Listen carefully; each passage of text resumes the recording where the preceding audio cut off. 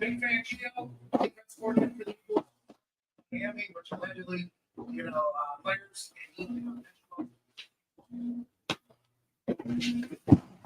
Panther Nation, Rockstar Gang, what up, what up, what up? Sorry about that. I was taking care of my dogs. I was taking care of my dogs. My dogs, just like y'all, my dogs. Y'all my dogs. Not like that, but, my homies. You know what I'm saying? My homies. What up, what up? Brad Holt. How are we? I love the new head coach. I think he's the one. Chris Mack is married to Canales now, man. I think he's the one. thinks he's the one. He's married to him now. I hope Tepper gives him time to pull this together. I think that's the reason why, Brad. I think that's the reason why they signed him. I mean, a lot of people are questioning the fact that why they signed this guy for a 6-year contract. I got pants on. I got my gym shorts on. Look, I got pants on. They just have the inside like sports underwear, whatever. Marcos. I got pants on. I got McAfee in the background though, chilling, listening to that.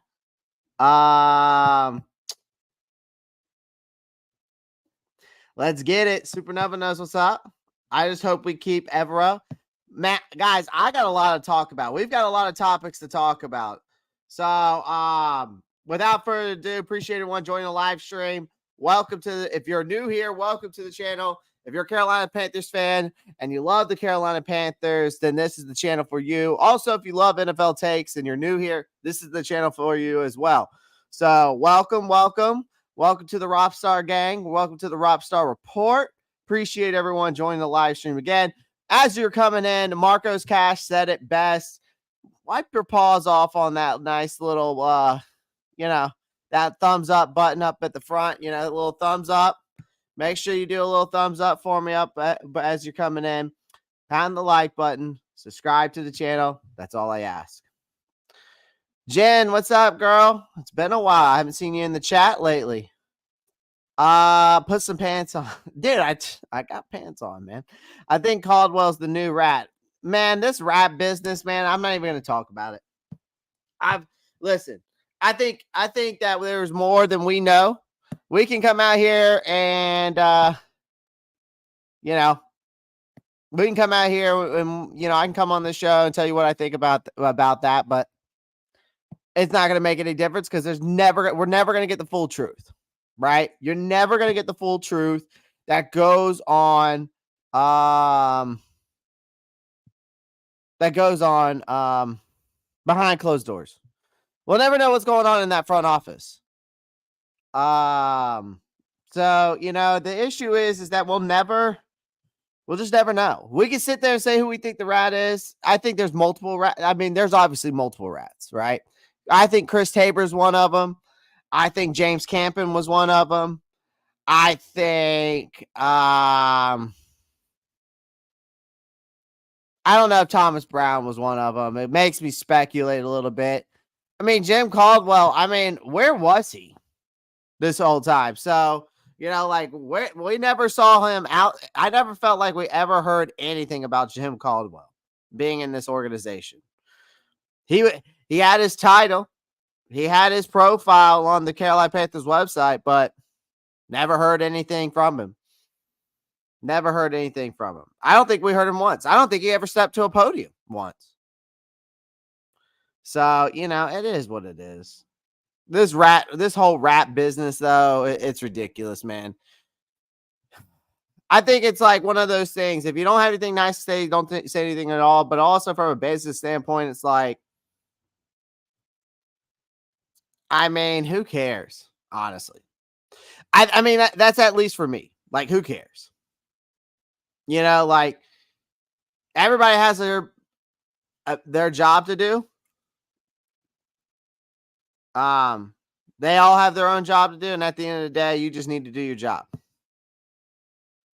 Don't be a snitch. Keep your head on a swivel, mind your own damn business. Unless otherwise. Our front office changes mid-sun. I've been listening, but after the live is over, still supporting always. Nice. Thanks, Jen. I appreciate that. I really appreciate that. Even though you watching it afterwards actually helps out a lot more, which is crazy to think about. But the more views I get during the live is great, but afterwards, it definitely benefits a lot too. So thanks, Jen. I appreciate that. Are you saying rat or rap? Rat, like RAT, like a rat in your house. Damn, dirty rats. For sure, man. Apparently we got him. There's more news that's coming out about it. I think the Black Cat Panther podcast is over there talking about it right now. I'm just leaving that alone. I'm leaving that alone. Hold on one second. This is ridiculous.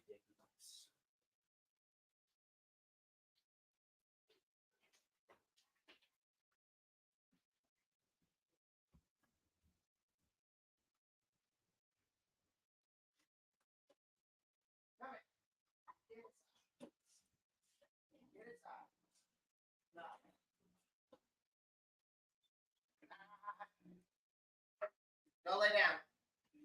Go lay down. Crazy dogs.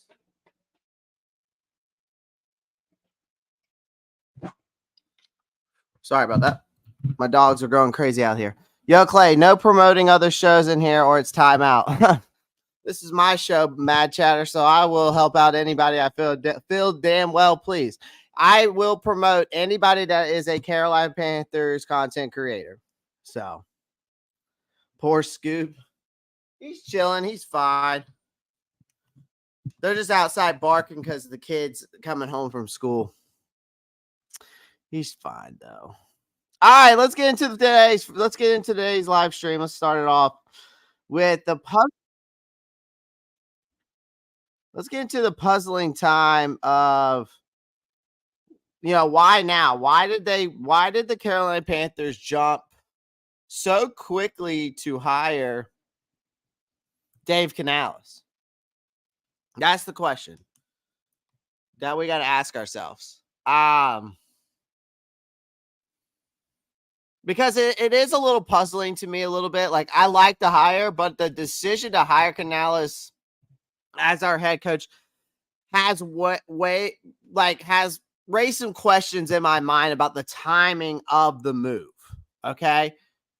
Because with 11 candidates interviewed, including some of this cycle, I would say most talked about coaches, it's hard to understand why Carolina made the hire so quickly, because you fire coaches at such a rate that makes it difficult really for an organization to attract quality candidates, especially when they inherit a struggling team with no first round draft picks. So it's puzzling that the Panthers didn't take more time to reevaluate their options, because it's possible to me that the hiring decision was based on the relationship, obviously, between Canales and Dan Morgan, right? So it's also worth noting that any of the other top candidates were only interviewed once. So this obviously suggests that there may have been little interest in the Carolina job, right? And it's concerning for a team that's looking to do a full rebuild. And then you have, and moreover on that, Canales was not being pursued by any other franchise for a head coaching job. So the Panthers didn't have to worry about losing him to another team. So this raises questions of why they didn't wait to conduct more resounding second round of interviews with some of these other top candidates. And the several factors could be played here, including pressure to get, I guess, the deal done early. Obviously, due to the Bears hitting Seattle's Shane Waldron as their new offensive coordinator. And then Canales and Waldron could be competing for some of, I guess, the same assistants. So the timing of the hire could have impacted the Panthers' ability to assemble that coaching staff that they were looking for. So overall, in this whole aspect of things and this topic here, the timing of the Canales hire could be more precise. While I think we'll learn over time more when Tepper officially introduces Canales and Morgan as the Panthers head coach and GM. And it's clear that the team could have taken more time to evaluate their options and find the best candidate for the job. Obviously, they went with another route, but I think Canales I still believe in Canales. I do like the hire still. It just makes me wonder why they were so quick to move. And I think it's because of the fact that, like I just stated, was because the Bears hired Shane Waldron as that offensive coordinator. The coach hire interest, the GM is boring like the Chiefs 49ers Super Bowl. Yeah, we're going to talk more about we're going to talk about those NFL playoff games today because I got a lot to say about those games. Great games, by the way. Great games yesterday. Was pulling for the Ravens, was pulling for Detroit. Obviously, the NFL had other plans in their script. So, we'll talk more about that. We're going to do an NFL playoff recap at the end of today's show. Again, I appreciate everyone joining the live stream. Make sure you pound that like button, subscribe to the channel. Appreciate everyone joining in here, joining the live, get in the comment section. Love to hear your thoughts as we go through today's topics. All right. Love to hear y'all's thoughts as we go through today's topic. I thought they were good games, Matt Chatter. I didn't think they were boring games. I always speak facts, though, Matt Chatter. They were wanting to get Canales and to get some of Pete Carroll's staff before they got picked over. Yeah, that's what I kind of figured, too. I've heard some rumors that he's trying to bring in Mr. Carroll in. I heard he's trying to get him in here. There is a rumor out there and some articles out there that Canales is actually trying to get Pete Carroll to come to Carolina and be a consultant. I think it's a smart move. Canales should be as good as any. I think he's going to be good. They are hoping Canales is a diamond in the rough head coach. I think it's just like we were talking about that article that by the Athletic that said that they wanted, like, David Tepper wants a coach at his funeral, right? Wants to be the one who reads off his obituary. I mean, obviously, we'll see. We'll see if he's that diamond in the rough, Brad. We will see if he's that diamond in the rough. We will find out if he's that diamond in the rough. I'm going to give him 3 seasons, and I hope that David Tepper will too. I'm going to give him 3 seasons to prove me he's that diamond in the rough. If he can't do it after 3 seasons, because I think that's fair, then we got a problem. Ravens will have a different team next year because a lot of their play got like a 1-year. A lot of their play got like a 1-year contract. Yeah. That's unfortunate, man. The script called for Lions to drop 7 in a row and fumble all day. I mean, Dan Campbell, the fumble that flipped the script in that Lions game is the fumble by Gibbs. But also with 7 minutes left on the clock and you had a chance to kick a field goal to tie the game and you go for it instead on that Lions game. Number one, that's a ballsy ass move. But number two, it was also a dumbass move. Sorry.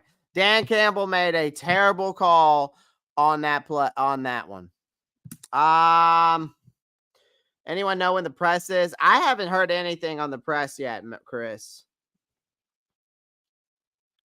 I haven't heard anything about a presser. Matt Chatter, he's talking about the press for Canales to step on the podium. Come on, man. Relax. But Chris, no, I don't know when Canales is going to step to the podium and speak. We don't know yet. I haven't heard anything. Lamar and Allen choked in the playoffs. Now their contracts will force players out. Now, I mean, the Bills are in freaking cap space purgatory. OBJ's mid. He's just had too many injuries through his career, man. He was an elite talent at one point. Cyburn, what's up, man? Cyburn's a member, guys. So memberships are going on right now. I'm about to edit them. I'm about to change up the memberships. We're gonna have got different formats of the memberships, and each one's per month will obviously change, but not by much. The memberships are gonna be very small amounts. I'm not on here to try to take all y'all's money per month. Really, the memberships just help support the channel and helps me be able to do more things and afford more things to bring you good content. That's literally what the memberships are for. I'm going to be honest with you because this stuff is not cheap that I used for my video quality, my microphone, and all the technology that goes into this. So, I'm going to change these badges though. And we're going to have you're going to be different tiers are going to be cool names. I'm going to call them we're going to have a free agent. We'll have bench play. We'll have bridge. I'll put bench or second string starter. All pro. I'm going to switch it up. Hey. Get out there. Get out of the kitchen. Actually, Scooby, come here. Come here. No. No. Nope. If you can't stay out of the kitchen, you can't stay out of the kitchen. Come on.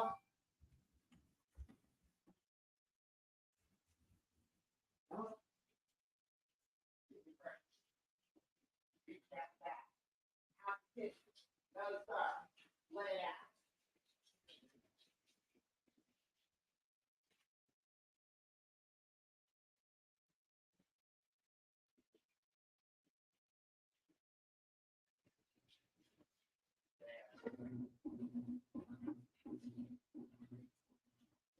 You gotta lay down. No. You gotta lay down, Bear. Good boy. That's why you don't put them up. Show us Scoobs. Nah, I just put Scooby up because he's learning not to go in the kitchen. I can't stand when my dogs go in the kitchen because they try to counter surf and try to take food off my counters that I have out, like my bananas or my fruits that I have out there. They love fruit, but I can't have that shit. That's my concern. Tepper won't give Canales time. That's the biggest thing for me, JP. Like I heard them on the Black. I know you watched the Black Cat Panther podcast, JP. And that's the thing I have a problem with Goat and Q is that they think that they just automatically think that Tepper is just going to continue this cycle. And I think that we're going to see a change in everything when it comes from now. I ain't talking about Bryce Young. So that's a different story over there at the Black Cat Panther podcast. Love Q, love Goat. Love their show. They do a great job. But what the problem I have is with Goat and Q is that they think that this guy won't pan out for 1 year and he's going to get fired. You don't sign the man a 6-year contract. After doing this, basically your fourth or fifth time. You hire a consulting firm, a sports consulting firm, to listen to them to tell you what to do, who you should hire, and how you're supposed to go about things.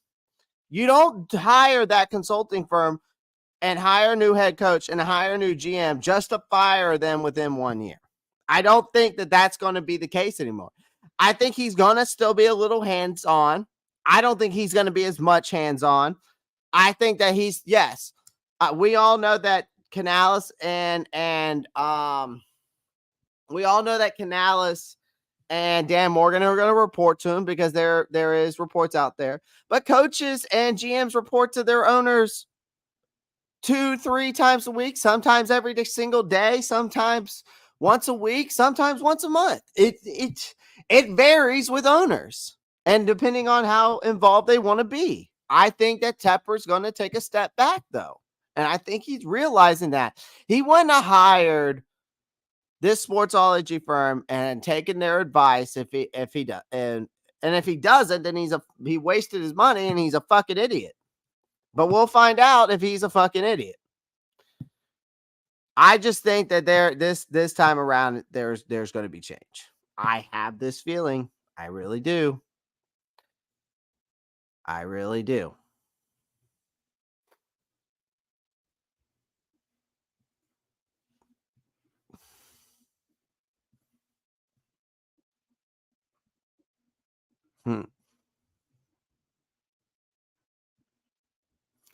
I'm blurring out my background so the YouTube doesn't get mad at me for having Pat McAfee on there.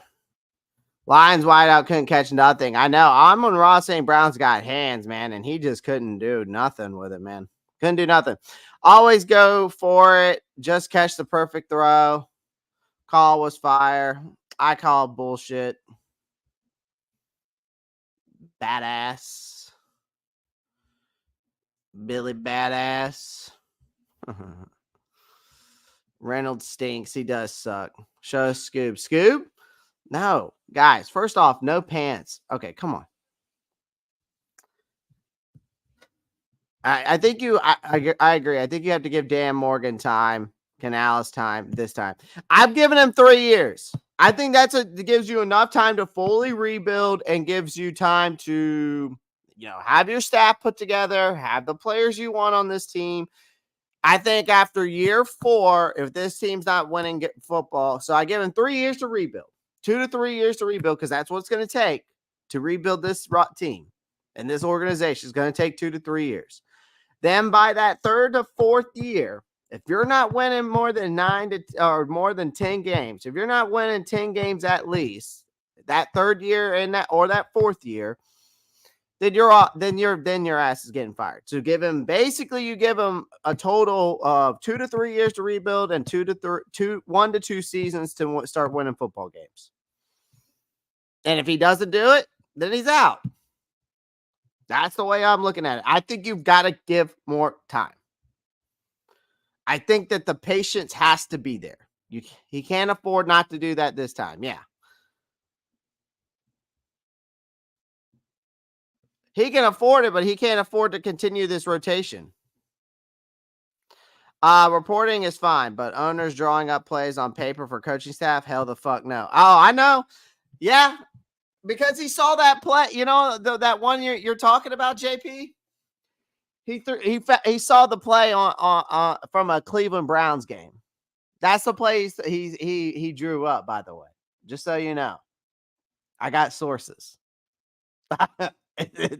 He found that play that he drew up for the coaching staff. And it was from the Cleveland Browns playbook. I don't know how he got a hold of it. I don't know how he knew about it. I don't know how he knew how to draw it up. That's all. All I know is from my source that's where he got it from. Just letting you know. Just letting you know what I know. I took Dan Campbell 3 years to get the Lions back to the playoffs. Exactly. So I think it's fair to give a guy, you should get it. I don't care who your GM and who your head coach is, especially going through a full rebuild like this team is. You have to give it time.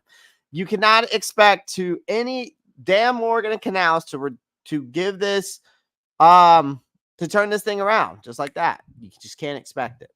Can't expect it.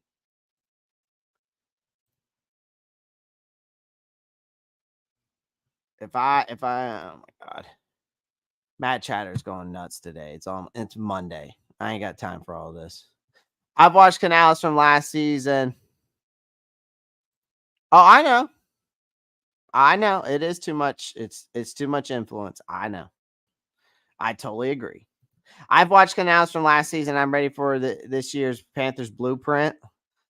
I'll give you. I got some I've given you the Panthers blueprint already. I've already given you the Panthers blueprint already this past offseason, but we're gonna dive more into this offseason. Give him 1 year. Toxic Black, have you seen this roster?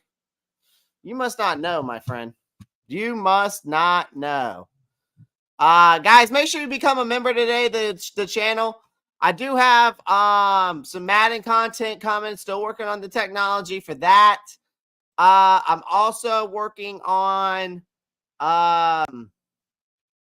what am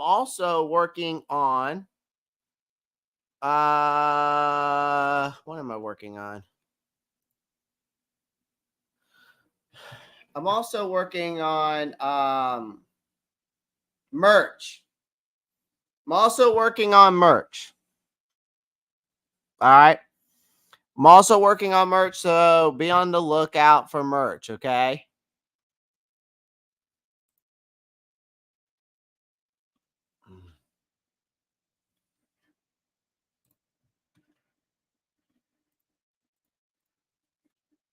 I want to add a couple levels to this. I'm going to be working on the memberships too, guys. So be on the lookout for that. I'm going to work on some new memberships coming up, okay? So, got a lot of good stuff going on.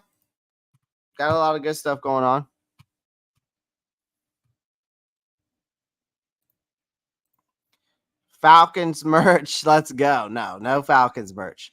How do I become a member? It's in the description of this right here. You can see it's the first link that you click on. It'll take you right to it to become a member. It'll take you right to it.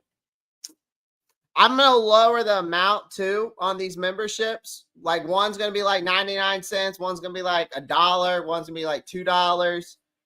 I'm not going to go any more than probably $5. All right, to become a member.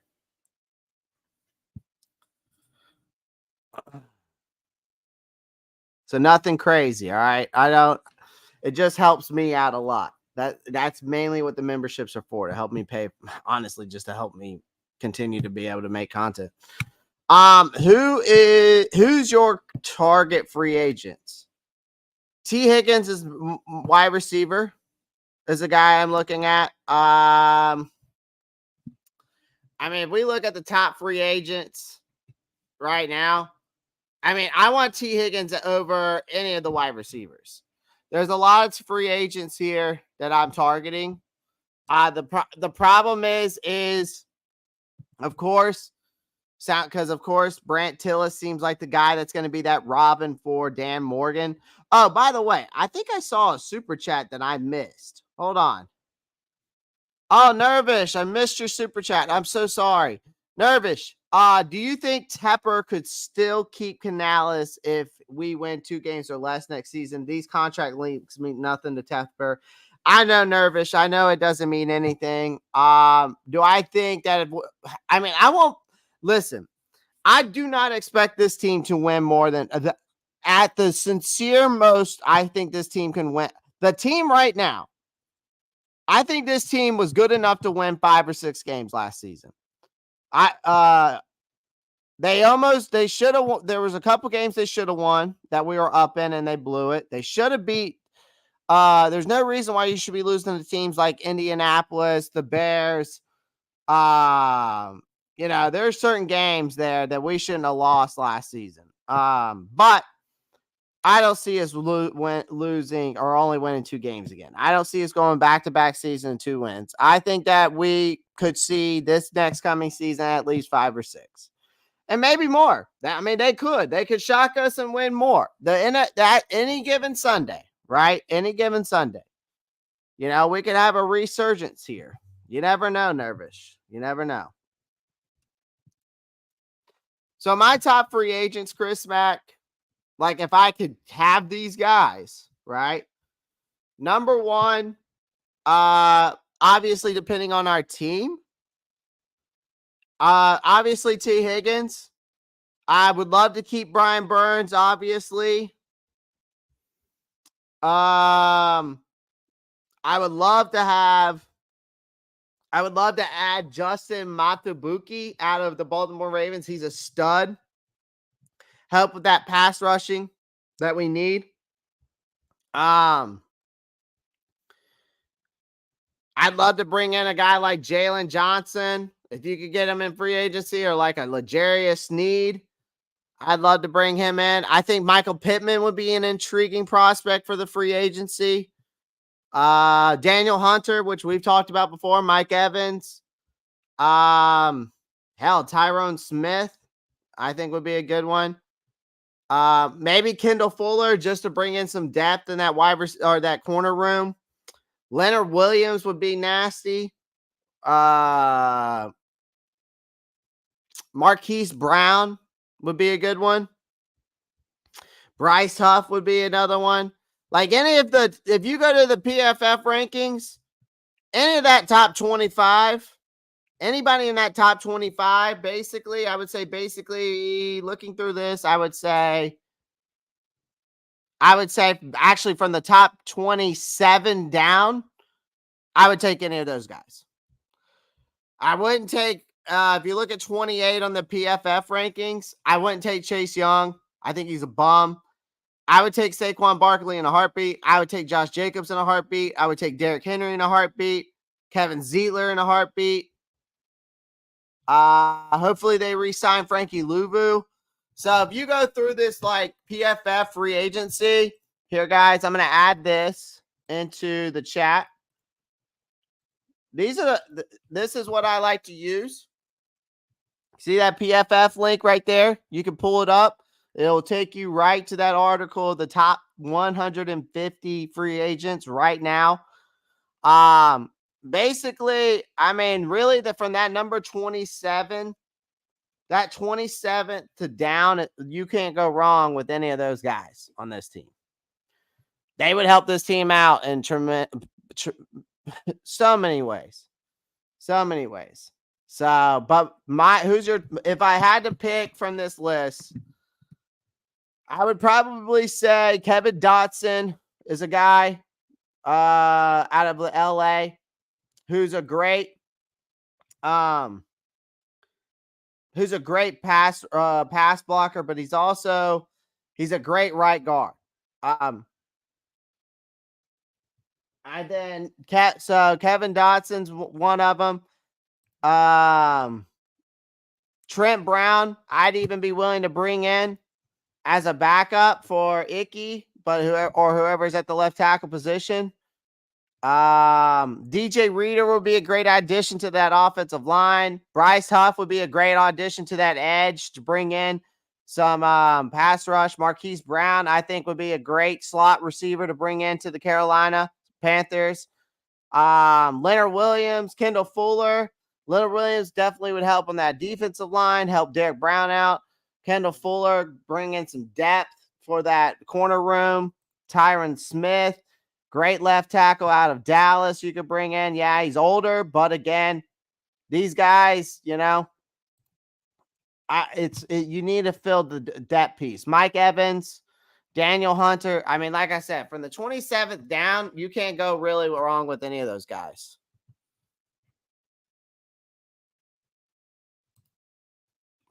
Match out. Clay chose a random team in Wiki. Read out the free agents.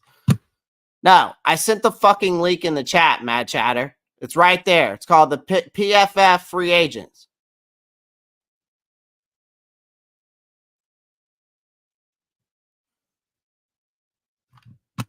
I'm not gonna go through it for all. Listen, Mad Chatter. I don't want. I have to break it down to maybe the way you'd like it, and that's fine. I'm gonna break it down the way I wanted to.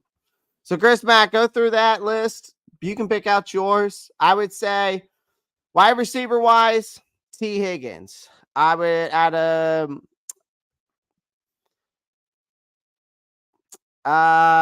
offensive line wise, I would probably say I think that you got to go with like a guy like Kevin Dotson. I mean, I even might go Robert Hunt. I think like Robert Hunt. I think either Robert Hunt or Kevin Dotson for the right guard position. So that would probably be my number 2 guy. So here are my top 5 free agents. I'll put them in the chat right here that I'd like to target. Number 1, T. Higgins. Number 2, Robert Hunt. He's a right guard out of Miami. Number 3, I probably would go because of what we're needing. I'd love to get Jalen Johnson. I know that would be probably a long shot to get him, but I'd love to get Jalen Johnson. But I mean, we're talking about you asked me who are my top guys. Well, you're getting it.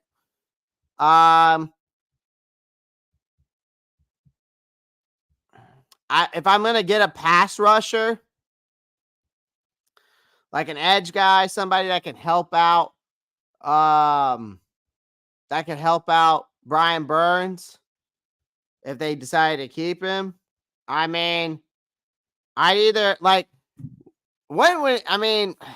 probably go with Bryce Huff because he's younger over Daniel Hunter. Just because of the age difference there. I think Bryce Huff is like 3 years younger than Daniel Hunter. So Bryce Huff at 4. Doesn't really particularly the order. So we got a guard, we got an edge guy, and then we need a running back. I think you could get Josh Jacobs. Like, I think because I would get him because you're not going to get Saquon. And I think Derrick Henry will be too much money because he's going on the back end of his career. I think these are my top 5 free agents right there.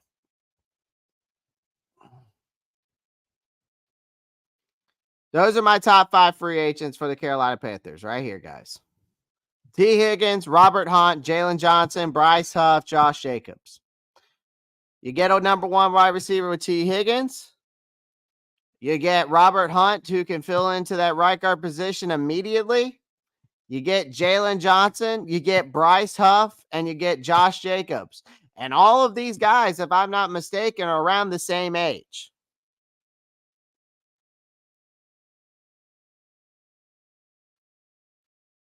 You know? I get that, Midian. I think I'm pronouncing your name correctly. I hope I am. I apologize if I'm not. But I get that. We're just like the Raiders. Sure. You could compare us to them. I mean, you make a fair point. But I think that I'm talking about the needs of the team. I'm not necessarily saying the player wants to come here, right? What I'm saying, Mindian, is that these are the guys I'd like to target because these are the needs that we need. We need a power back. Josh Jacob fits the mold there. You need you need help out on the pass rush. Bryce Huff fits the mold there. You need more depth in the cornerback position. Jalen Johnson fits the mold there. You need depth on the offensive line. Robert Hunt fits the mold there. T. Higgins, you need a true number 1 wide receiver. He fits the mold there. Not necessarily that these guys want to come here. Nobody said that. So don't start putting words in my mouth. See, this is the thing that I can't stand with some of these comments, man. Y'all try to put words in my mouth. So let's make sure when we're saying things in the comments, let's make sure that we understand what I'm coming from. Okay? That's all I got to say.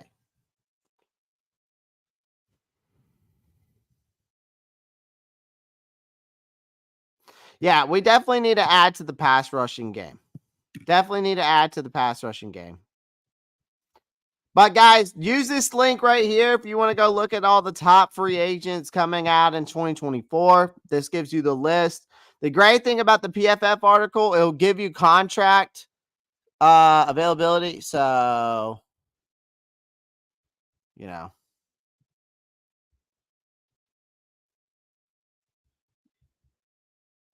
So there you go. If you want to pay another running back when we already, you want to pay another running back when, listen, man, it's not about that I want to pay another running back. It's that we probably are going to have to. Now, again, we don't have to do it through free agency, Nervish. You can get one. You can get the running back that you need. You could get a big workhorse running back in this draft. You got Audric Esteem. You got Isaiah Davis out of South Dakota State. You got Audric Esteem out of Notre Dame. You can get a big back out of Wisconsin, Jabril or Jalen Allen, Jabril Allen. I can't remember his name. Am I pronouncing that correctly? Jabril Allen. Yeah, I mean, Dalton Schultz is available. You need a good tight end. You know, Matt Chatter, I did forget about him. I should have added him into there. So no. Do I want to pay another one? No. Do we need another one? Yeah.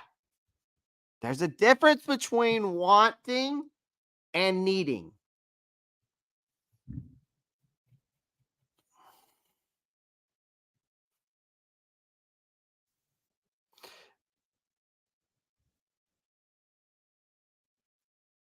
You don't, JP, do you think he's a wide receiver one or you don't think he's a wide receiver one?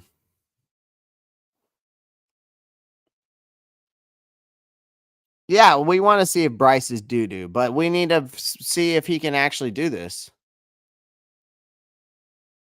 Oh, Gabe Davis is absolutely atrocious. He's inconsistent. He'll go one game, he'll go 100 yards. The next game, he'll have 0 yards. Then the next game, he'll have like 20 yards. Then he'll have another 100-yard game down the road. Like, I would not target Gabe Davis. I would not target Gabe Davis. Quez Watkins for cheap. He's got speed. I give him that. A running back in the draft would be great, maybe third or fourth. Yeah, I mean, you could get a Jonathan Brooks out of Texas. Jonathan Brooks out of Texas, I think, would be awesome. You can get you'd have to get him in the third round, but you could get Audric Esteem probably around the fourth or the fifth, who's a big workhorse running back. He had over 1,300 yards, 14 touchdowns. Check out Kyrie Jackson. I think he's good. Also, Cam Hart from Notre Dame. Chance the Fopper. I've already scouted both of those guys. They're better. Kyrie Jackson would be a great pickup out of Oregon. I like him a lot. He reminds me of a little bit of a younger Dante Jackson, but better, honestly. And a little bit, he actually kind of has that mixture of Dante Jackson and JC Horn. A little bit of a ball hawk, but he jumps the route quick. He's got great hip movements off the line for a corner. I wouldn't mind drafting a running back, but because you pay them next to nothing. Okay. And I know, I get that. I'm just saying, if we're talking about free agency and what we need, that was the question. That's my answer, right? Those are the guys I like to target. That's all I'm saying. I bet we trade Miles Sanders for some picks. I mean, someone's going to have to pick up that contract, though, median. And if they trade, like, you can get them for some picks, but they ain't going to be much. I can tell you that right now. And then we're going to eat some dead cap, and then someone's going to take his contract. And ain't going to be good. I don't see them trading Miles Sanders, unfortunately, guys. I just don't see it happening. You don't think T. Higgins is a true number one? I think you can make a case either way. It's debatable. I mean, the only person that has been a true number one wide receiver on this list for their team based off the top free agents is Calvin Ridley. Let's see. Marquise Brown has been he was the number one in Baltimore and Arizona, technically. Mike Evans. Michael Pittman Jr. was definitely the true number one there in Indianapolis.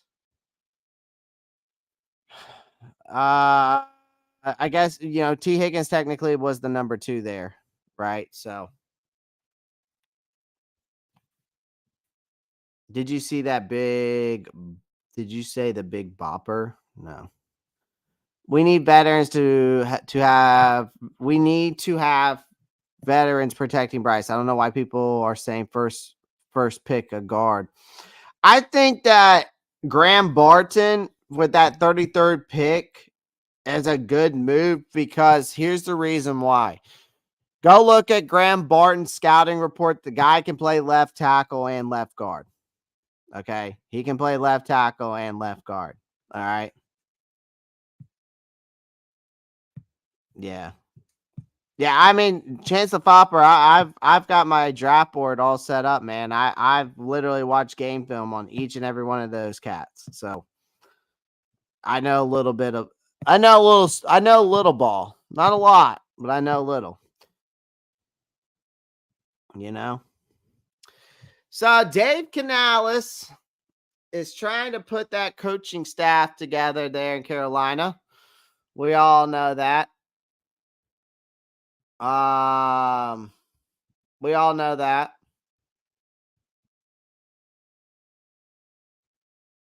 What the fuck? This thing is lagging. And the search is already beginning, right? We're searching. We're trying to find that the right coaching staff. Hopefully, he doesn't name his team the Avengers.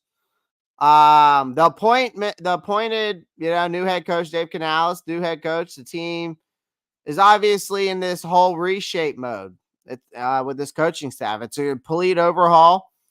Obviously, we all know about the parting ways with the snitches or the rats of the Carolina Panthers this past season, Chris Tabor and the offensive line coach James Campen. Which signals a fresh start for this organization. Now, reports indicated that Canales is actively seeking to fill a key assistant coaching positions. Tracy Smith, who worked alongside Canales in Seattle from 2021 to 2022, is a strong candidate for the special teams coach role. He's the guy right here in the middle. He's the guy right here in the middle, wearing the Texans shirt. All right. Just so you know what he looks like. Meanwhile, the potential addition of Will Herrig, who previously served as the offensive assistant quarterbacks coach with Canales in Seattle from 2014 to 2020, suggests continuity and familiarity with this coaching staff. He's the guy to the far right over there in this picture. In pursuing an offensive coordinator, the Panthers have interest in Marcus Brady, who is the nice gentleman, the third guy over right here. Marcus Brady, currently the offensive assistant with the Philadelphia Eagles. Prior experience with Frank Wright in Indianapolis kind of adds a layer of intrigue, I guess you could say, as he becomes a candidate for the offensive coordinator position, alongside the other positional candidates, including Brady Ezick, the guy to the far left, the first guy up down there below Canales. The likelihood of Brady Ezick, the current wide receivers coach for the Tampa Bay Buccaneers, being appointed as the Panthers offensive coordinator is gaining traction. We all know about Ezick's history with Canales. I broke it down last week. Having worked together in Seattle and Tampa Bay, I think makes him a strong contender. Now, the reports highlight that Ezick's proficiency in developing wide receivers, showcasing a promising future for the Panthers' skill positions. Furthermore, attention turns to the defensive side, where the Panthers appear to poised to hopefully maintain that continuity unless Ejiro Evero secures a head coaching position with the Seattle Seahawks. And as of now, the coaching staff on the defensive end side of things remains largely intact. Right now, reflecting a strategic approach to preserve the stability in that domain. We know Canales is trying to shape this coaching staff up. Potential candidates from his previous affiliations with the Tampa Bay Buccaneers, Seattle Seahawks are being considered. Also, notable names like Andy Dickerson and Shajay Lau mentioned a possible additions to the strengthen the Panthers coaching lineup. Obviously not a surprising move though. Thomas Brown will not be we're coming back to be with Canales. So he's joining Tabor and Campen and exiting the door. And hey, Chris Tabor, James Campen, Thomas Brown, don't let the door hit you on the way out. Don't give a flying, go kick rocks, go have fun somewhere else. Thanks for wasting our time. Sorry, keeping it real, guys. I could care less about those guys. I think that those three right there were the biggest rats in the organization. I had a lot of respect for Thomas Brown, but now that the reports were coming out of these rats within the organization, and I think he was one of them. So that's neither here nor there. So we can move on from that. But the Panthers coaching staff is now in complete overhaul. Obviously, they're trying to blend in that experience, blend in that familiarity,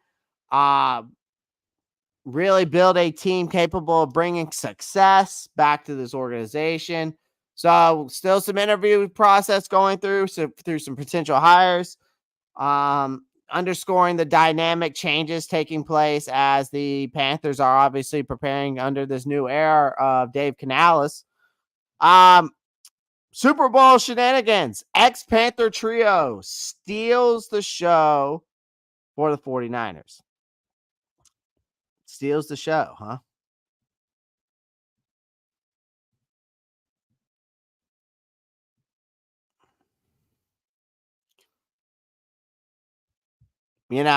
This is crazy to think about. This is like a plot twist in a Hollywood blockbuster if you think about this. You're looking at these three guys, like Christian McCaffrey, Sam Darnold, and Steve Wilkes are now center stage in Super Bowl this year, after San Francisco clinched that NFC championship. Chris McCaffrey was once a Carolina Panther. We know that. Had hell of a performances here. Had a good start to his career here, honestly. He unleashed a performance against the Detroit Lions that made me jealous of him not being here. He tallied up over 132 yards, including 2 touchdowns. And some jaw-dropping receptions. The 49ers won 34-31 victory. Now they're in the Super Bowl. And then you enter Steve Wilkes, former interim head coach. Now 49ers defensive DC.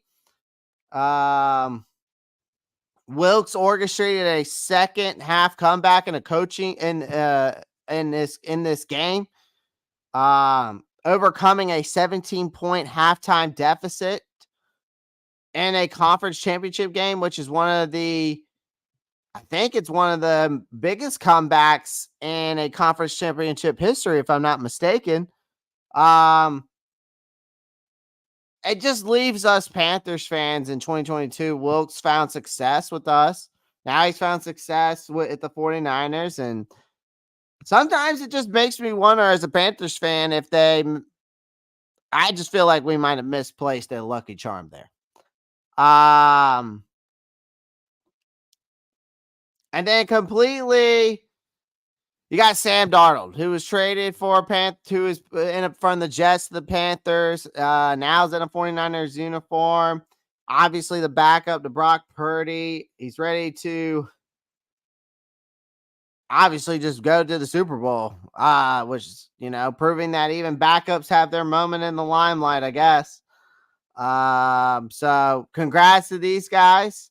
These guys well-deserved to go get that Super Bowl. It's well-deserved for them. So, it just sucks for us that we don't even have either one of them on our team, honestly.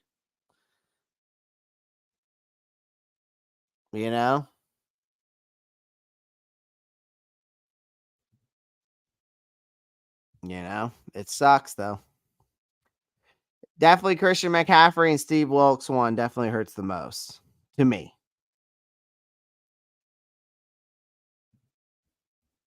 Front office is reshaping. I'll show you the draft board one day, median. I'm fixing it up right now. I also think Jermaine Burton and Wilson can be good receivers if we don't a receiver in the first or the second. You're gonna have to go to receiver in the second round. That we don't have a first round pick, guys. Just so y'all know that. All right. Essentially, that 33rd pick is our first round pick. It's the first pick in the second round, so we don't have first round picks. I see them going offensive line in the first. I think the second round pick, they will go with a wide receiver. If they're smart, you tag and trade Brian Burns. If you're going to do it and you're going to go that route and you want to get a first round pick, you tag and trade Brian Burns and you get a first. Get your wide receiver in the first round, like Troy Franklin. All right, Brian Thomas, those guys. Can you pick a random team and ask chat if anyone would take, if they would take? No, you can ask them that though, Matt Chatter. Yeah, I'll never respect a rat. No, me neither. Campen looked like he couldn't wait to go snitch. I mean, the guy had the offensive line the first year playing great, and then all of a sudden it went to shit. So, but I don't know who that is. Man, you said trio Sam Darnold riding the pine for a free. Hey, still gonna be a Super Bowl winner if they win, right? You know what I'm saying? We do miss him. I miss Wilkes and Christian McCaffrey. Tepper didn't want him. God, I am low, boys. It sucks. It sucks. So nobody thinks it's weird that the Chiefs are the new Patriots. Dude's already been in 5 Super Bowls. Has he been in 5 already? Thought it was only 4. If he wins this one, that would be 3 Super Bowls. Right? Has Pat Mahomes been to the Super Bowl 5 times already?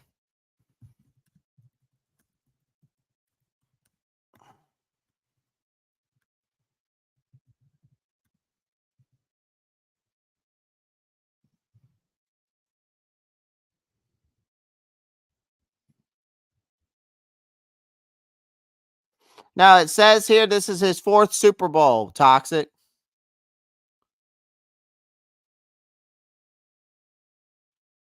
No, this says that Pat Mahomes has been the Chiefs starting quarterback for 6 years. This is his 4th time leading them to the Super Bowl. The 2 years they didn't get to the Super Bowl, they lost in the AFC Championship game in both times, both overtimes. So they've only been this is only his 4th time going. But that would mean though if he wins this Super Bowl, he's won 3. He won one in 2020 and one in 2023. Wilkes' halftime adjustment to Ben Johnson, the offense was stuff of legends. Oh my God, it was great. It was so good. Let me add context. If we trade Burns to a contending team for a late first to the 3rd, yeah, that'd be fine. I think it would be worth the move. Well, that's on you, Matt Chatter. That's on you. That's on you, my friend.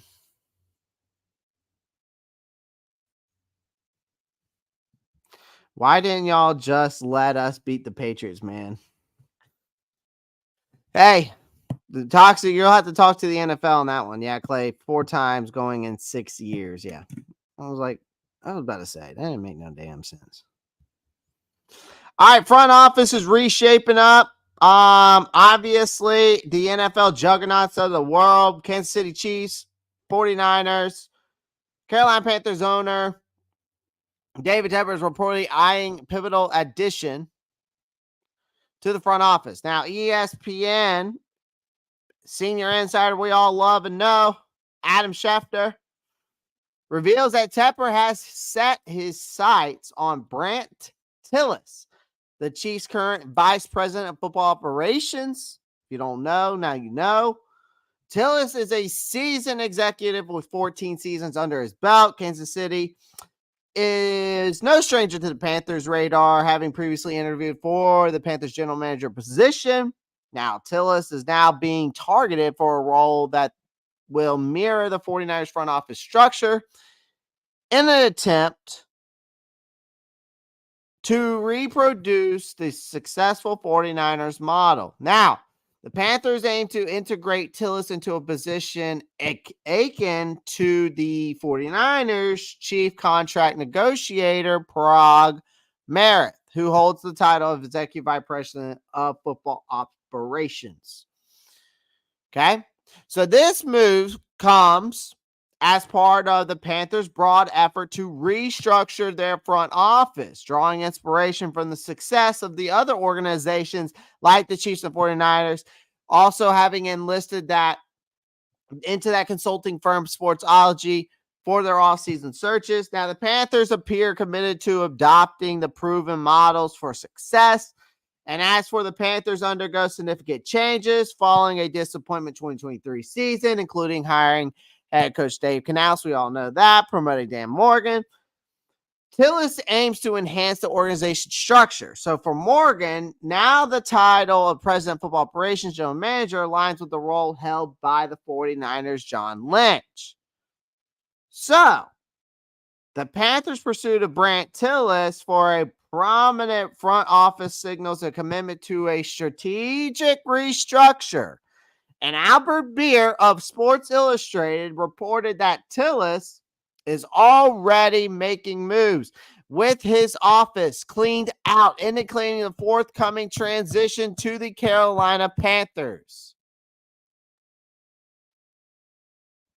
I told y'all he was going to get hired.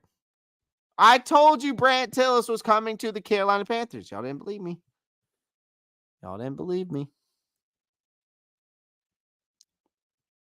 Clay, do you blame Cam Newton for not getting the fumble to Super Bowl? Hell yeah. That fucking bum. Sorry. I love Cam Newton, but now he was a fucking bum on that play. Sorry. It pisses me off still to this day. I hope they trade Burns, Sanders, Shaq, D-Jack for any picks they can over the next 2 years. Build over the version of the Niners. Vietnam, Brant Tillis will be the guy that does that. Now, he will also be the guy that is going to probably restructure some contracts. Just so you know. He will probably try to restructure some bad contracts that were made by Scott Fitter, too. BP probably should have the new GM. Should have been the new GM, honestly. JP, I think Dan Morgan's fine. I think that here's the thing. Think about it this way, JP. Dan Morgan's the CEO. Brant Tillis is the COO. Basically the same position. But one just does something different than the other. Dan Morgan's that player evaluator. He's going to be the guy that evaluates the talent, evaluates the free agent talent, tries to pick those players to come here. Brant Tillis, that he's going to be that Robin to Dan Morgan's Batman, right? He's going to be the Robin in this situation where he's the one who maneuvers the cap space, works on contracts, right?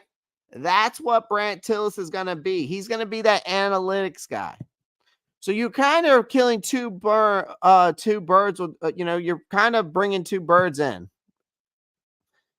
for one, and basically you have two general managers. And I think it's a smart approach. I really do. I like this move, JP. I really do. I don't think don't go thinking too much into the factor of, so BT is like an assistant GM, correct? Kind of, basically, yeah. But that's the way I like to explain it. All right. Dan Morgan's Batman, Brant Tillis is Robin. Dan Morgan's the CEO, Brant Tillis is COO, right? But yeah, basically would become the assistant GM, right? Or his title will probably be, like I said, it will probably be he'll probably end up being the executive vice president of football operations. So But still, what he'll be doing is working on cap space, maneuvering cap space, working on contracts, restructuring contracts. Obviously, when it comes to the free agency, he'll see who we can afford, who we can't afford, right? Whose contract we should move off of, how much, so all those things, all the analytics side is what he's going to do. Yeah. Yeah. I think it's smart. I think that this is one of the smartest things I've seen in a long time from Mr. David Tepper, bringing in this sportsology firm, getting these two guys together. I think it's a great move. I really do. I think it's a great move.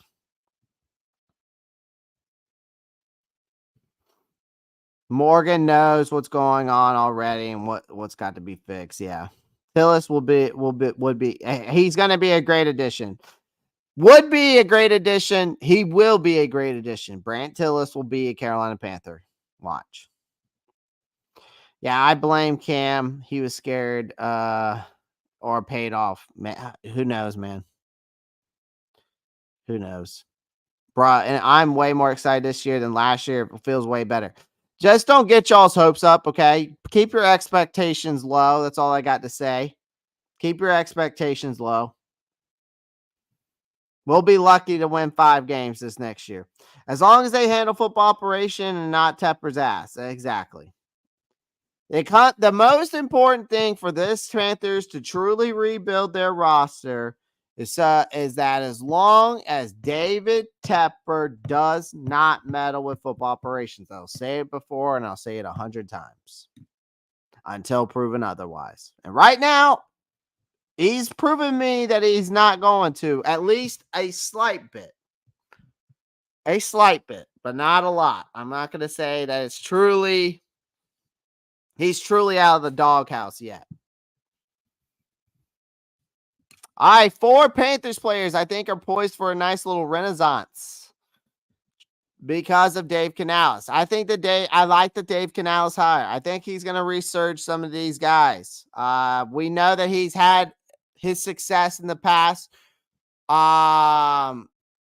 to really bring the best out of certain players, especially with his quarterbacks. He's done very well with wide receivers as well, but we all know about the whole quarterback situation that makes him more a little like, the quarterback's the most important position in football, and his success and what he's been able to do to revitalize guys like, really bring up guys like Russell Wilson, but then revitalizing guys like Geno Smith and Baker Mayfield makes me think that he can do that. Now, I'm not necessarily saying that it's going to be a full breakout next coming year, but I think these guys are going to benefit from the hire of Dave Canales. I think that we know the Panthers tight end position needs a spark, right? And I think Tommy Tremble, with his athleticism, I think can be a prime candidate for a breakout.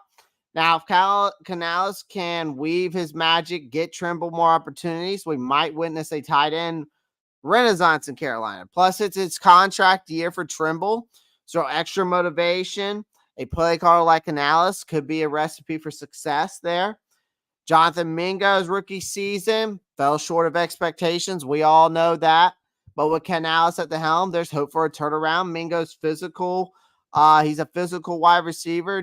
I think he just needs the proper guidance. I think Canales knows and he's known for his innovative ideas. I think it's going to be key to unlock Mingo's potential. Now, Mingo has a chance for redemption and success at the wideout room changes.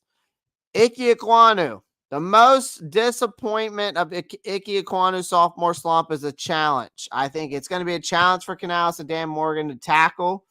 Ekwonu regression and pass protection, I think, demands a fresh perspective, whether it's a position switch or tailored to coaching methods, whatever the case may be. Canales has the task of rebuilding and Ekwonu's confidence and restoring him to the dominant force he was and has shown us glimpses of in his rookie year is key. I think Bryce Young can benefit from it. Reputation for the quarterback development precedes him, making Bryce Young's connection with a new head coach a focal point. I think Young rookie season had its ups and downs. And I think with Canales' track record, the Panthers are banking on maybe a quarterback renaissance with him, right? Who knows? Young's potential could be limitless, but if Canales can replicate his success like veterans like Geno Smith and Baker Mayfield, while we know Canales' impact remains uncertain, we're just in hope. We're hoping that the Panthers hope for a touch of that magic, that they could, elevate some of these players, reshape this team's fortune in 2024 and beyond. So we shall see. We shall see. We shall see. She at the seashore, seashells.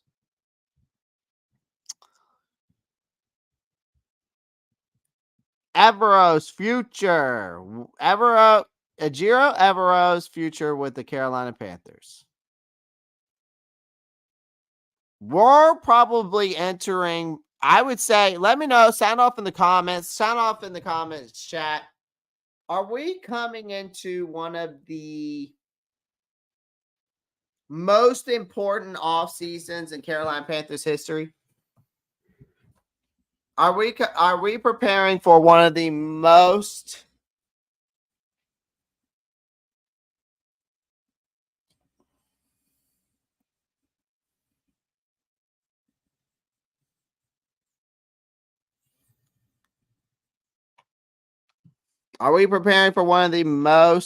important Carolina Panthers off season and in Carolina Panthers history?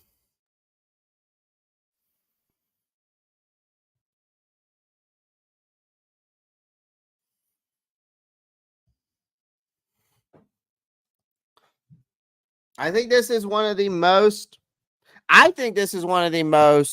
important off seasons for the Carolina Panthers.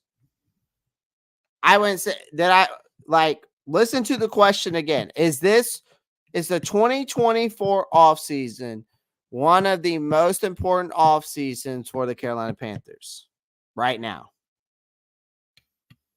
Has it ever been this bad, right? Like in Carolina Panthers history, has it ever been I feel like this is one of the most important offseason Carolina Panthers history. I really do.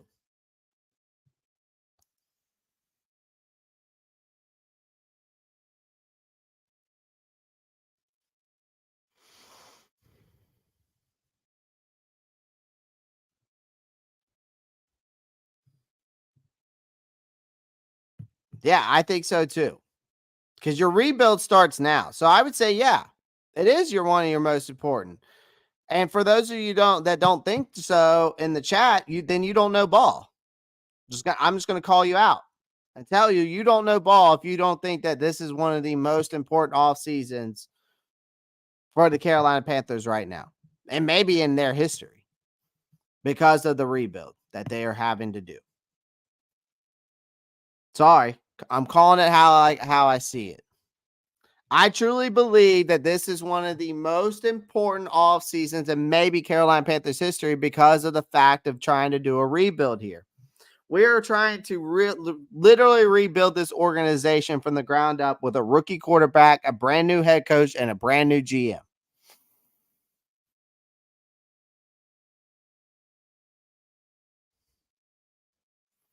All right. But what does Ejiro Evero's future look like? Is it with the Carolina Panthers? Right? Because as rumors swirl of retaining a key figure who has garnered interest from other NFL teams, Evero's first season as the Panthers defensive coordinator, they definitely turned heads, prompting inquiries from teams looking to fill that head coaching position, while the Panthers and the Atlanta Falcons opportunities eluded him. The Seattle Seahawks remain a potential destination, with a second interview adding some suspense to Evero's future. As the Seahawks deliberate on that coaching decision, whichever they may choose, the Panthers find ourselves at a crossroads, right? Because Dave Canales, who is the new head coach, has proactively reshaped the coaching staff, or he's in the process of that, right? Emphasizing the importance of trusted figures. See what I did there? Trusted figures, right? Now, however, Evero's tenure in Carolina hangs in the balance. Now, reports have suggested out there that the Panthers are set to meet with Evero to discuss the possibility of him staying on board. This signals a departure from the trend set by Canales, who has been keen on introducing new faces to the organization.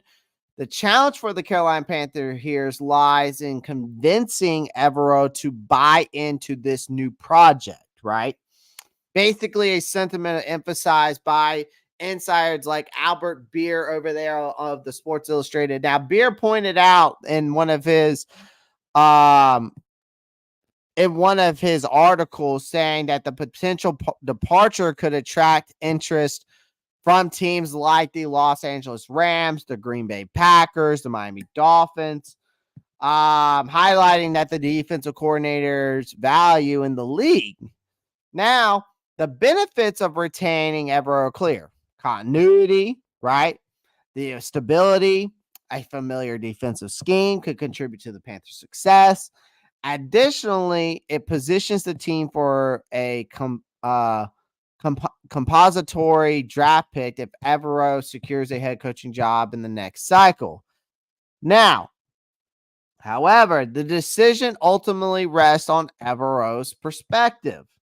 And if he fully embraces the Panthers' vision, the choice is straightforward, right? Now, on the other hand, if Evero desires to move on, forcing him to stay could create complications and disrupt the much-needed stability. Now, Evero existing contract, his rapport with critical figures like Dan Morgan, Canales, persuasive approach all play into this equation here, right? While the contingency plans are basically the Panthers can confidently approach the situation if they successfully, right, persuade Evero to stay for another year. So they're going to have to navigate through the uncertainties of this coaching landscape.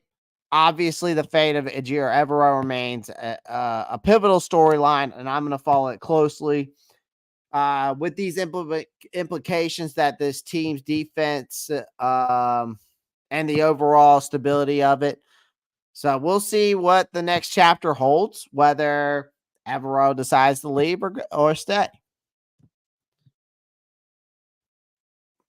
You want to see us fail, Toxic? I think we did that pretty well last year. I think we did that pretty well last year.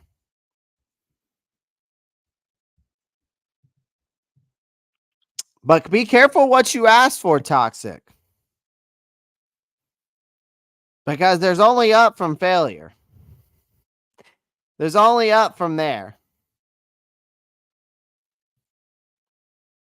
We need to go back to the 4-3. Absolutely, we do. We absolutely need to. And if we do keep Burns, he needs to be put back on defensive end. He needs to be he's a defensive end. He is not a outside linebacker. He's just not.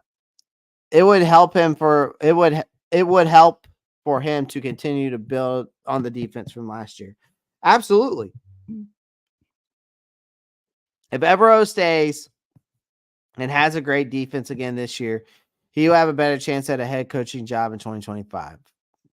And then we get a draft pick out of it, which would be great.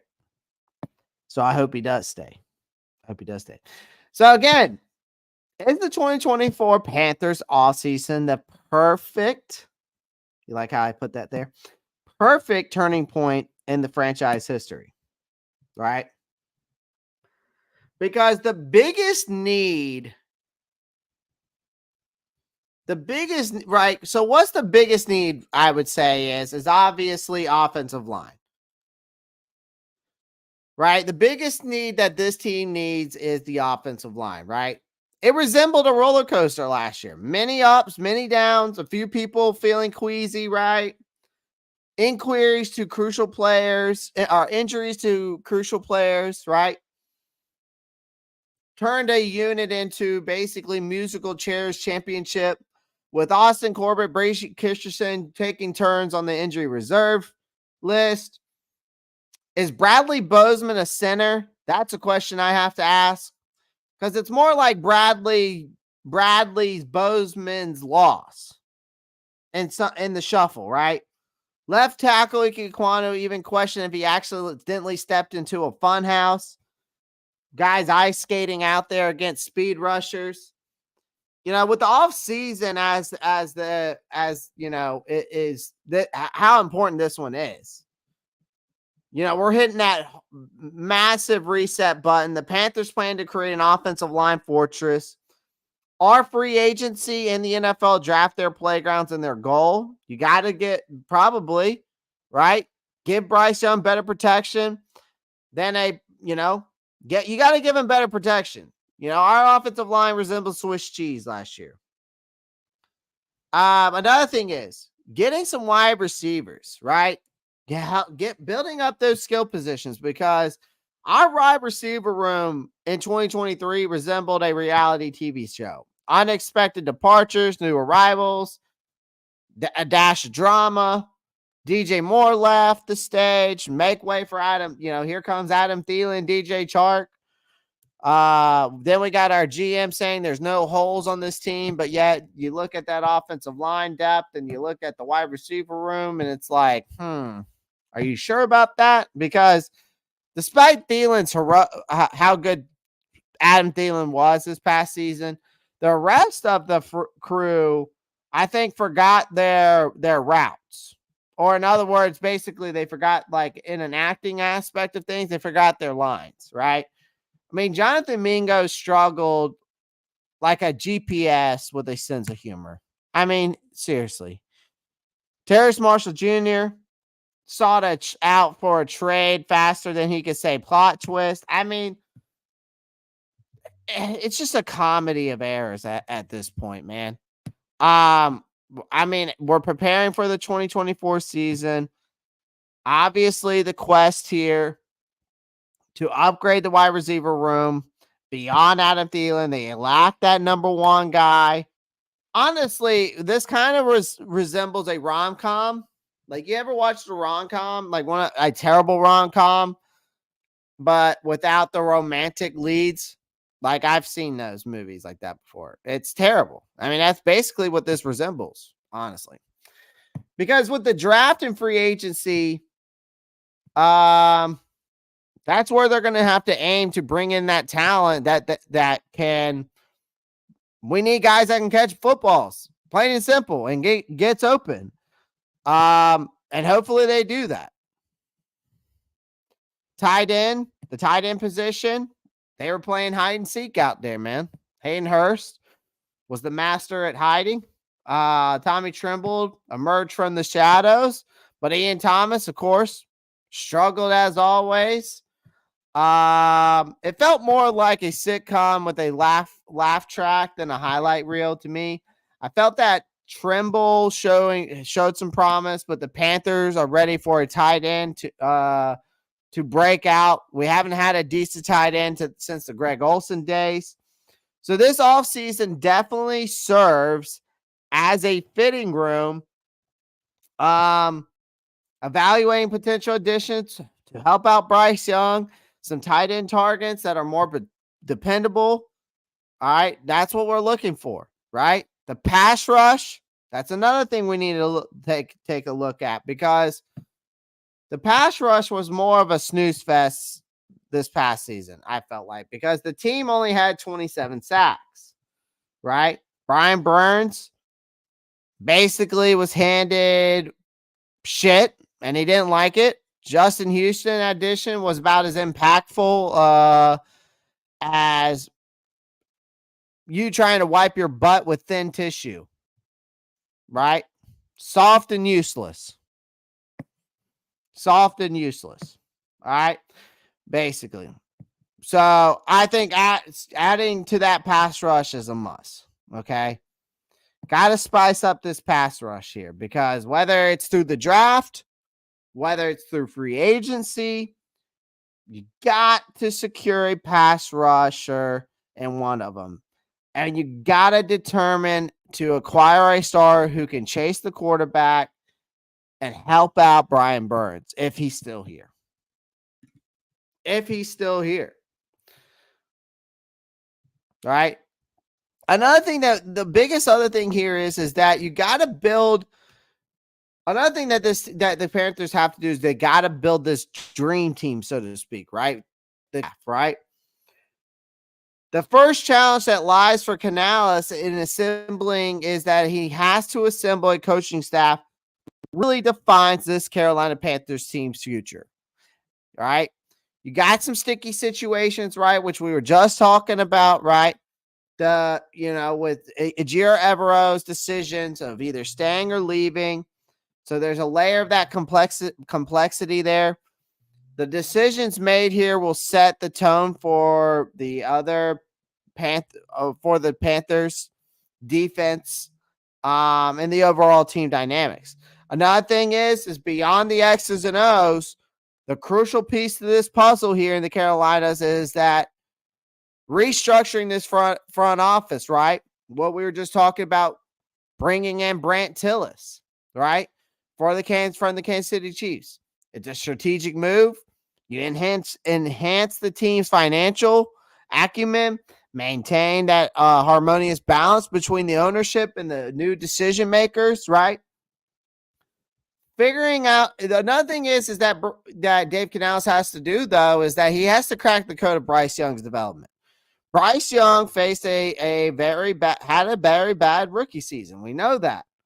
Battling through coach, like what I just named earlier, all the thing that we need, right? Pass rush, tight end, running back, wide receiver, offensive line, those things, right? What I was just naming, going through earlier, what the team needs. But, another thing is we do need these other things that I'm mentioning now is because you need to be able to develop Bryce properly. So get him some help, right? Which is what we just talked about before, right? Getting him helping him with some skill set players, helping him out with the offensive line, helping him get a tight end.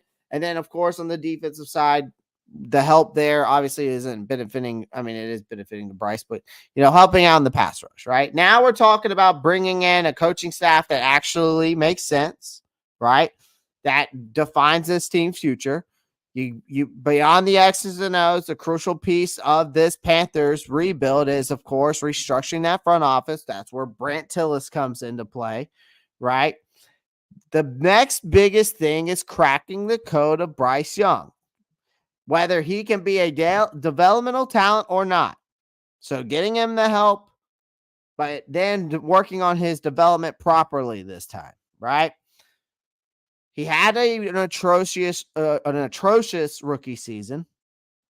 He battled through coaching changes, the offensive play calling uncertainty, right? You Frank Wright flip-flopping between Thomas Brown and him, right? Canales shoulders the responsibility of cracking a development plan that will really harness Young's undeniable talent, because I think that he is a good quarterback. I think he can be a good quarterback. I just think that he needs some stability there, not only from coaches, but players as well. It's hard for me to judge this kid if he's truly bad or if he's just true, or if it was more of a situational standpoint, right? We all know that the insights from Seahawks quarterback Geno Smith, optimism that surrounds Canales, his ability to elevate Young maybe to new heights. And another thing is that this offseason, though, is you got to decipher the Brian Burns dilemma, right? Though the first round pick dilemma also looms large over the Panthers' heads. You find yourself without a top pick due to a trade that you made with the Chicago Bears. Morgan now faces this challenge of navigating the potential franchise tag for edge rushers, right? Brian Burns exploring, or maybe Brian Burns is exploring trade possibilities already, right? Who knows what his group's doing? But this decision will undoubtedly shape the Panthers' defense for this upcoming season and its future. Another thing is you got to empower Bryce Young. It's a priority on and off the field. Whether you like it or not, we're married with Bryce for the next 2 years at least. Before passing final judgment on Bryce's potential, guys, Canales and Moore acknowledged the need to surround it with top-tier playmakers. Now, you could either target wideouts like Mike Evans, T. Higgins, whatever you want to do, or you can bolster up the offensive line. However you want to do it. But the Panthers have to aim to provide Young with support. Plain and simple. And you got to give it to him if you want to see him at least thrive on the field and truly see what you actually have. I think that was the issue for me last season. It was hard for me to really judge Bryce Young based off I think this past season was more of a situational thing than it was than it was Bryce Young.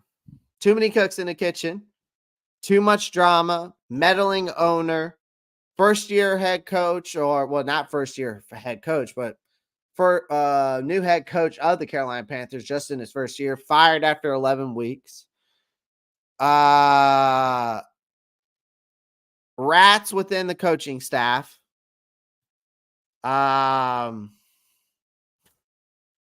Offensive line representing Swiss cheese. Wide receivers not getting open. Running backs not finding the run lane. Just the list goes on and on and on, right?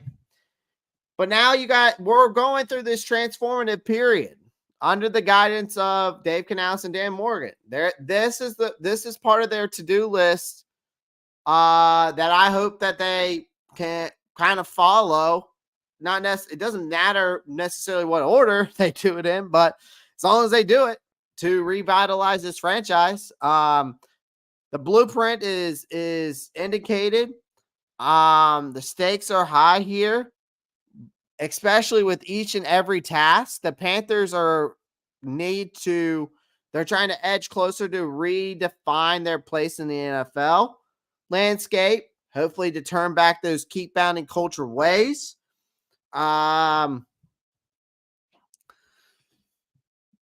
We'll see. We shall see. Ron Rivera is interviewing for DC jobs. I heard that. If Evero stays, then I see Burns being moved. Offensive line and receivers, and you need a true decent tight end. Hurst was actually good, but I think his career is done, unfortunately. Toxic, I truly believe in that as well. Our offensive line resembles Lindbergh cheese. It stank and was very soft. Feel that. We always been a run-first team, and our offensive line looked more like Swiss cheese. All of that and defense was decent. Yep. Y'all are making some good points in the comments. All right, let's move on. The 49ers. Let's get into some NFL talk here. The 49ers crushed the Lions' dreams and are heading to the Super Bowl. It's been a roller coaster ride. I watched these games yesterday. I'll be honest with you. The 49ers engineered a comeback for the ages, I think. And what a painful collapse for the Detroit Lions. But the 49ers are on to the Super Bowl. The NFC Championship showdown left a lot of people's probably jaws dropping, just wide ass open. And there's a lot of critics out there that have silenced as the 49ers made that triumphant comeback, getting that 34-31 win. The thing is that the Lions held a promising 24-10 lead. And then a decision to go for it on fourth down rather than attempt a field goal for me became the turning point besides the Gibbs fumble. But Jared Goff's incomplete pass ignited that 49ers resurgence, and they capitalized on the momentum shift they literally made an impressive string of offensive plays. And it left the Lions dazed and confused. Ayuk may have had the catch of the year, maybe of the season. The season ignites a season that ignites the spark. Brandon Ayuk emerged as the hero, making the catch of the NFL season by snagging a ball that bounced off the face of Lions Kendall Villard. This jaw-dropping 51-yard reception set the stage for the electrifying comeback for them, culminating in Ayuk's 6-yard touchdown reception from the resilient Brock Purdy, who was resilient through this whole game, I thought. Do y'all think Brock Purdy silenced doubters in that game management aspect of things? Like Cam Newton came out and said that Brock Purdy's not much better than a game manager. I think he silenced some critics. I think he had a sensational performance. I think Purdy showcased his mettle in the second half. He orchestrated a great comeback with precision passes. And a strategic scrambles. Now he clashes off against Patrick Mahomes in the Super Bowl. Tashawn Gibson, though, initially was on the verge of becoming the game's GOAT when he rebounded with a crucial forced fumble that changed the tide. The veteran safety play proved pivotal in disrupting the Lions' run game, limiting them to a mere 14 rushing yards after that turnover. And then Gibson's redemption story added another layer to the 49ers triumphant narrative of this game. The Lions missed a lot of opportunities, and the run game was a big issue there. I felt that the Lions, who basically have had a magical running game this season, have had a great running game this season between Gibbs and Montgomery, but they fell short. I think it's due to missed opportunities. They failed on fourth down conversions. I mean, you tie that ball game up with 7 minutes left in the game, and if you kick that field goal, you tie the game up. You put more pressure on. You put the pressure back on them to try to go down there and score. Dan Campbell, I know that you are a man amongst boys. I know that you are the blue collar of the NFL as a head coach, but that was a dumbass move on your part for not kicking the field goal there. I mean, y'all had one of the most stagnant second half performances I've ever seen. You had this dominant run game that amassed over 148 yards in the first half. Then all of a sudden mysteriously vanished in the crucial moment. I think that you left a lot out there on the field, Lions fans. I think that if you're a Lions fans and you're watching this, I think y'all left a lot out there on the field. And you have to be thinking about what could have been now.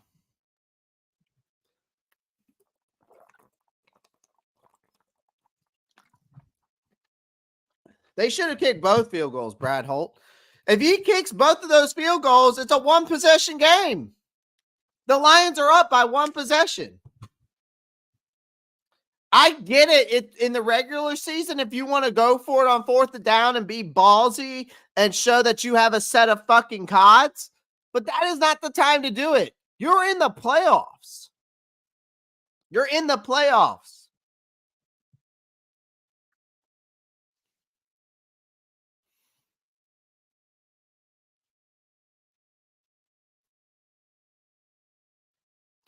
Chance the Thopper. The only problem is that if we can afford them, that's the only issue. Can we afford them? We only got $28.56 million in cap space. So I'm just letting you know that would be very difficult to do.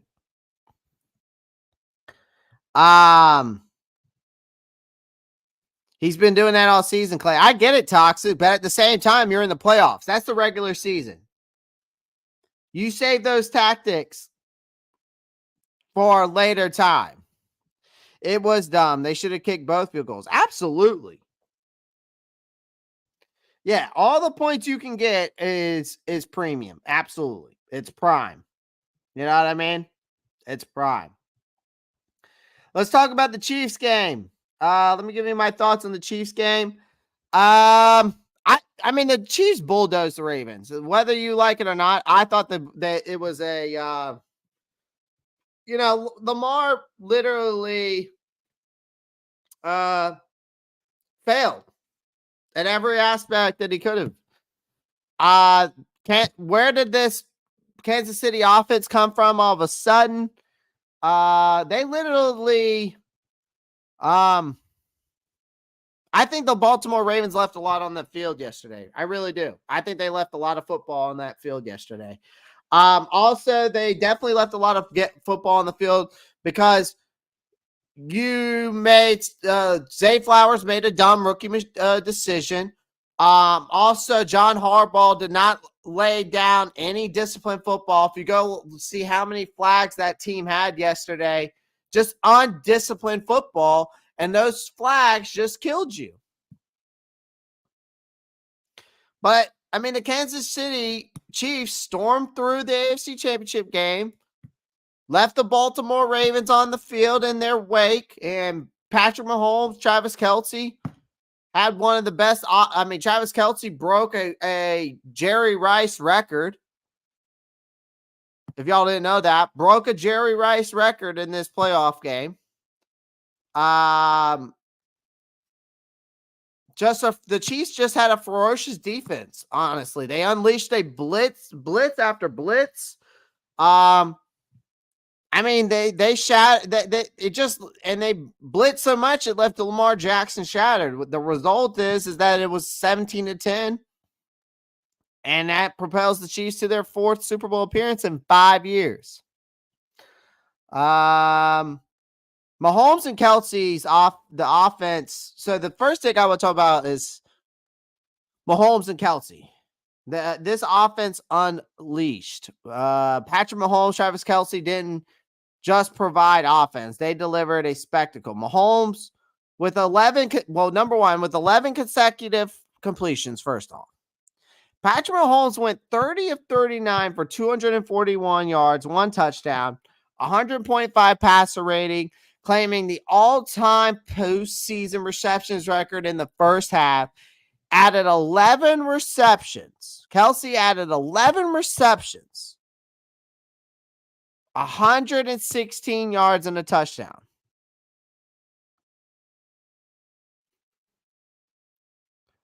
The defense now let's talk about that defense of the Chiefs. The Chiefs defense defenders relentlessly were after and hitting Lamar Jackson.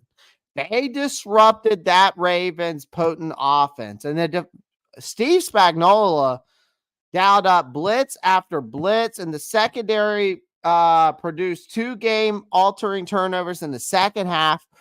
4 different defenders sacked Jackson, hitting him 7 times.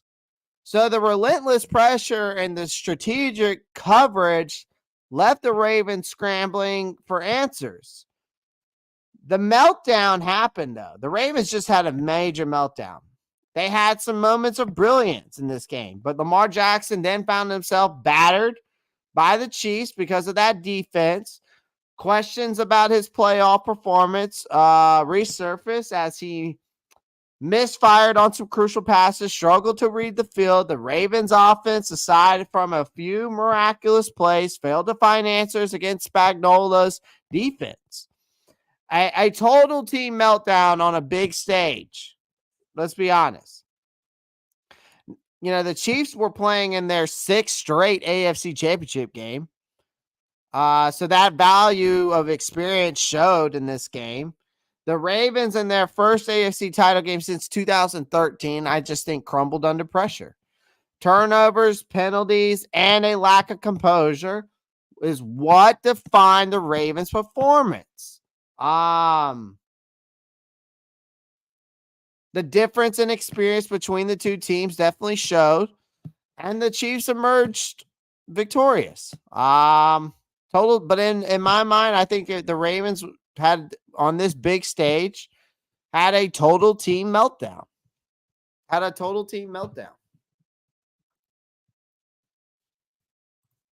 Kelsey was running free all game. Oh yeah, he was. Flowers pulled a DJ chart. He sure did.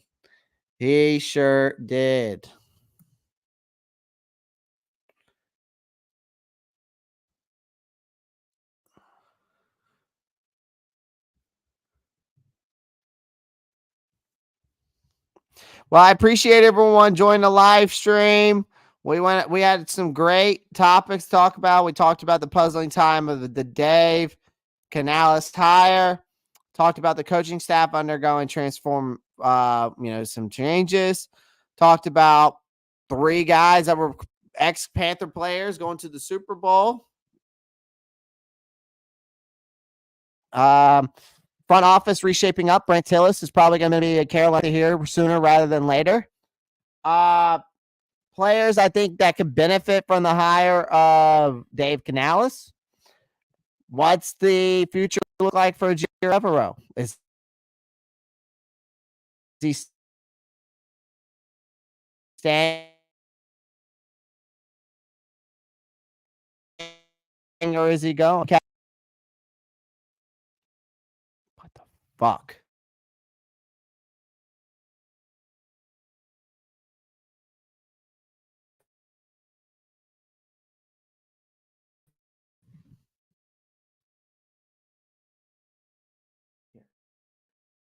Again.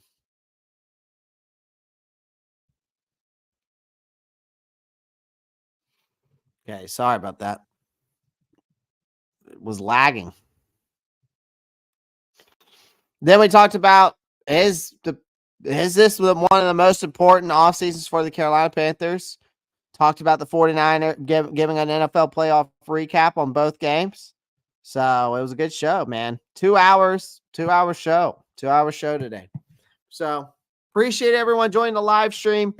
Obviously, make sure you pound that like button, subscribe to the channel if you haven't already. Make sure you click that post notifications bell so you don't miss out on any new content.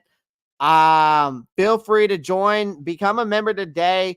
The membership link is down below.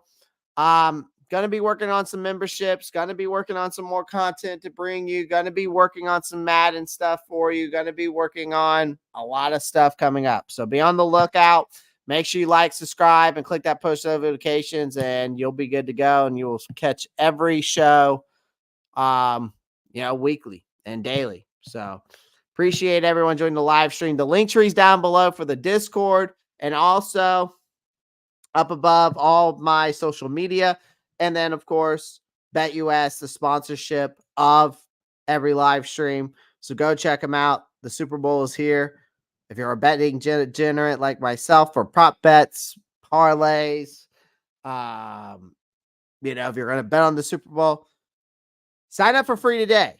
Okay. You'll get 125% bonus on your first bet with BetUS. All right, go check it out. Promo code Pantherology. Linktree is down below. So I appreciate everyone joining the live stream. And of course, as always, y'all know what to do. Keep pounding. Peace.